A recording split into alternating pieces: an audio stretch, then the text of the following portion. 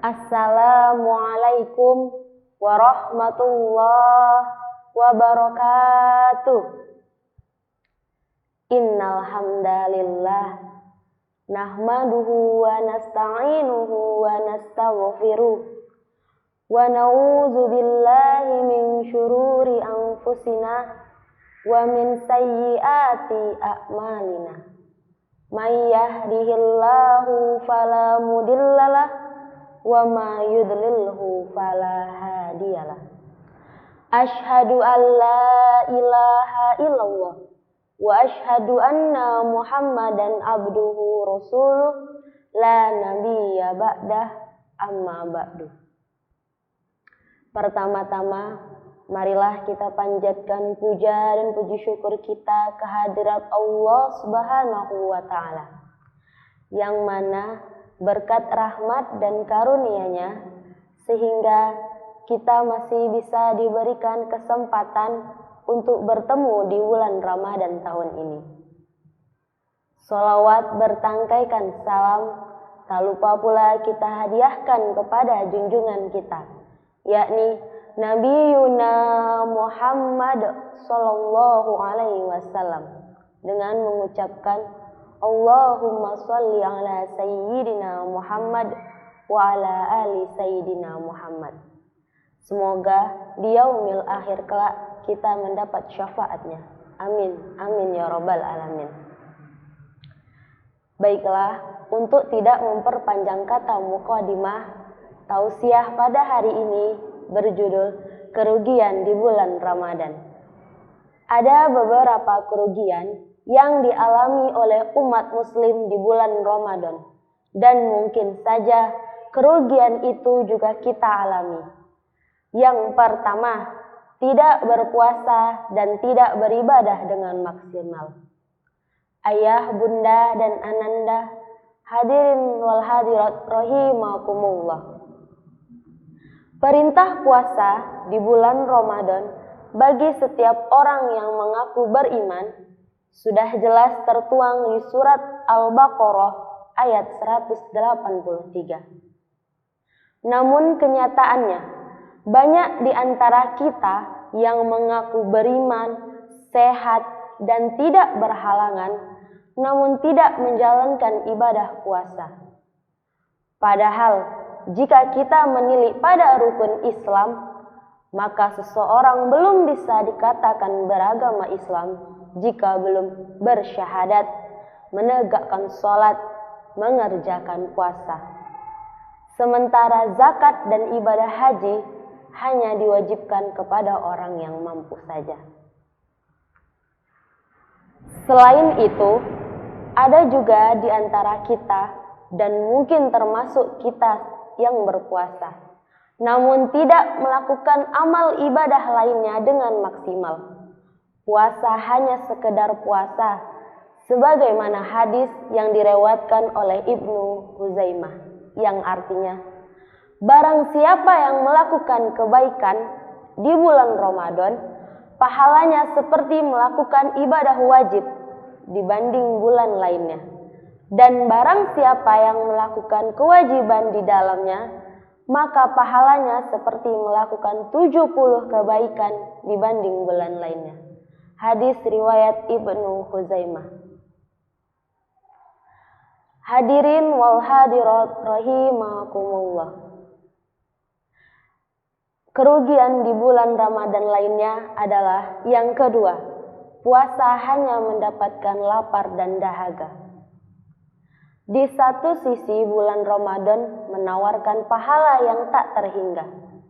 Di sisi lain, banyak di antara kita yang berpuasa namun tidak mendapatkan apa-apa kecuali rasa lapar dan dahaga. Rabbus shaimin hazuhu min siyamihi ju'u wal atas. Artinya, berapa banyak orang yang berpuasa tidak mendapatkan apa-apa kecuali lapar dan dahaga. Hadis riwayat Ibnu Majah.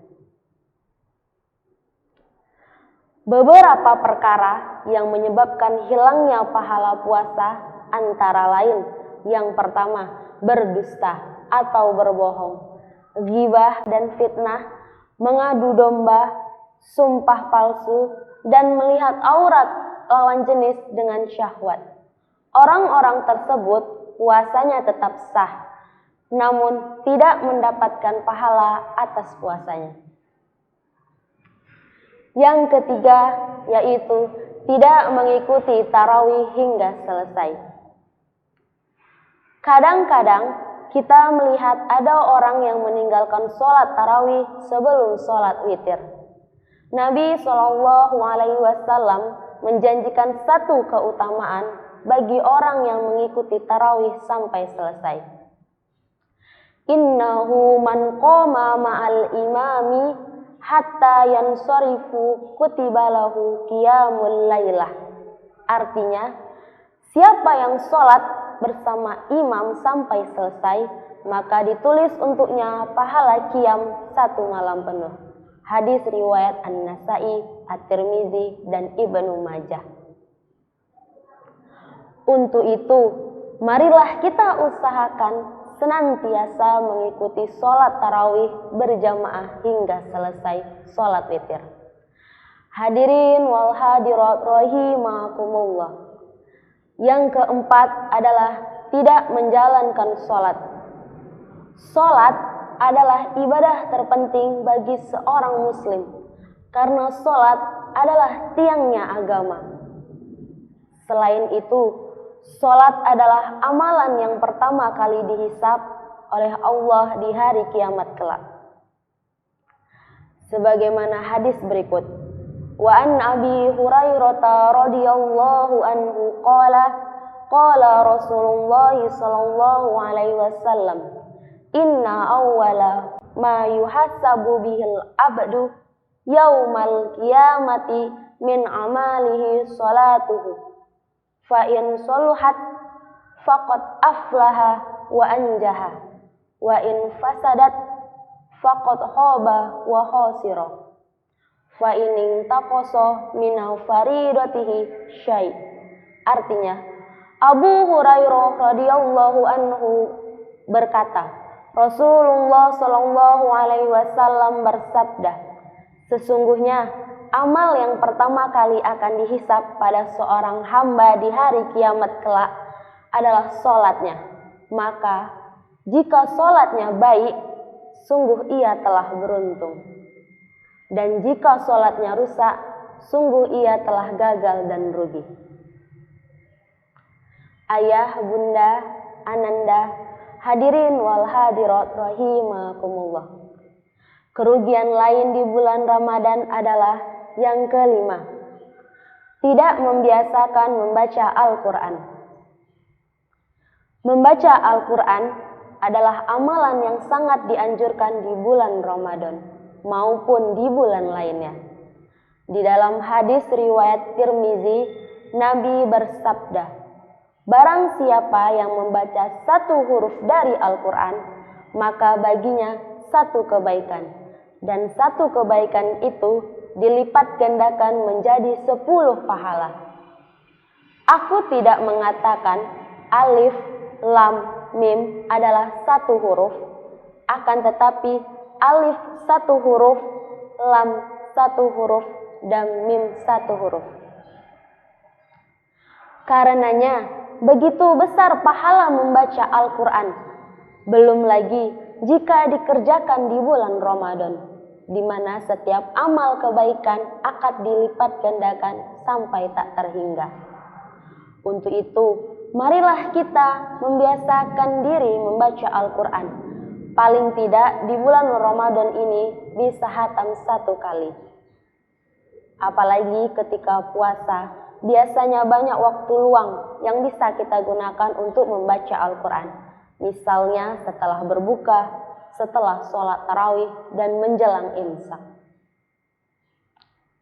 Yang keenam adalah lebih buruk daripada tahun lalu.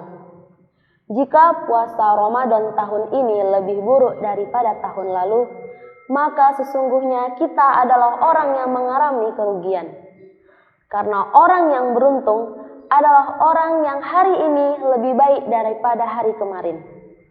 Untuk itu, marilah kita nilai diri kita masing-masing. Apakah kualitas ibadah kita tahun ini lebih baik daripada tahun sebelumnya? Atau justru malah menurun dan semakin buruk?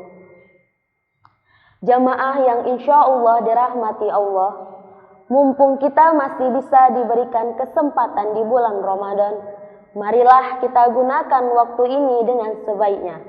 Karena belum tentu tahun depan kita akan menjumpai bulan yang mulia ini. Demikianlah tausiah saya pada hari ini. Mudah-mudahan ibadah kita di bulan yang suci ini mendapat pahala yang berlipat ganda, dan kita bukan termasuk orang-orang yang merugi. Amin. Mohon maaf atas segala kekurangan. Wabillahi taufiq wal hidayah. Wassalamualaikum warahmatullahi wabarakatuh.